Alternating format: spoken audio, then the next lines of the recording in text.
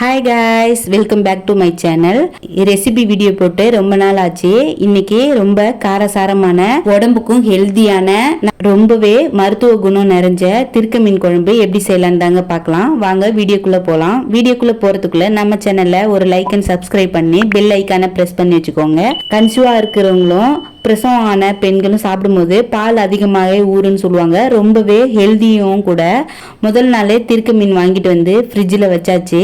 வாங்கிட்டு வரும்போதே மீனை இது மாதிரி கட் பண்ணி ஓரளவுக்கு கிளீன் பண்ணியுமே வாங்கிட்டு வந்தாச்சு. இந்த மீன்ல முள்ளே இருக்காதுங்க, நடு நரம்பு மட்டும்தான் இருக்கும். அதையுமே மென்று சாப்பிடலாம். முள் இல்லாததால குழந்தைங்களுமே நல்லா சாப்பிடுவாங்க. இந்த குழம்புக்கு முக்கியமானது என்னன்னு பார்த்தீங்கன்னா சின்ன வெங்காயம், பூண்டு, மிளகு, ஜீரகம் தாங்க. இப்போ இந்த திருக்க மீன் குழம்பு எப்படி செய்யலான்றத பார்ப்போம். குழம்புக்கு ஃபர்ஸ்ட் புளியை ஊற வச்சிடலாம். அதுக்கு அரிசி களைஞ்ச தண்ணியில தேவையான அளவு புளி எடுத்து ஊற வச்சுக்கலாம். ஒரு கைப்பிடி அளவு சின்ன வெங்காயம் எடுத்து தோலை உரிச்சு கட் பண்ணி எடுத்து வச்சுக்கலாம். இதுக்கு ஃபர்ஸ்ட் ஃப்ரை பேன்ல ஒரு 2 டேபிள் ஸ்பூன் மிளகு, 2 டேபிள் ஸ்பூன் ஜீரகம் எடுத்து வானிலையில ட்ரை ரோஸ்ட் பண்ணி எடுத்து தனியா ஆற வச்சிடலாம். குழம்பு வைக்க ஒரு அகலமான மண் சட்டி வச்சு சூடானதும் கொஞ்சம் தாராளமா எண்ணெய் ஊற்றி எண்ணெய் சூடானதும் கருவடகம் போட்டு பொரிஞ்சதும் ஒரு கொத்து கருவேப்பிலை, ஒரு பச்சை மிளகாய் சேர்த்துக்கலாம். ஒரு கைப்பிடி பூண்டு சேர்த்து கட் பண்ணி வச்சிருந்த சின்ன வெங்காயத்தையும் சேர்த்து நல்லா வதக்கிக்கலாம்.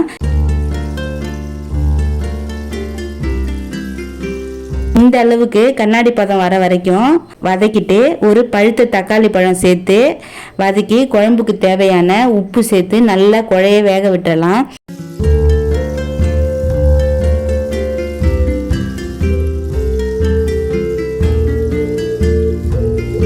இது குழையிற டைம்லயே ட்ரை ரோஸ்ட் பண்ணி ஆற வச்சிருந்த மிளகு ஜீரகத்தை மிக்சி ஜாருக்கு மாற்றி கொஞ்சம் கொரகொரப்பா அரைச்சிட்டு இதுலேயே ஒரு 20 பல் போல் பூண்டு சேர்த்து அரைச்சி எடுத்துக்கலாம்.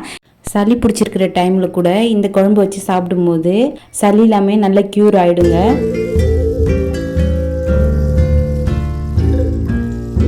இப்போ பாருங்க, தக்காளி இந்த அளவுக்கு குழைய வெந்ததும் ஊற வச்ச புளிய 2 கொத்து கருவேப்பிலை சேர்த்து கரைச்சி ஊற்றி 2 டேபிள் ஸ்பூன் மிளகாய் தூள் சேர்த்து கலந்து கொதிக்க விடலாம்.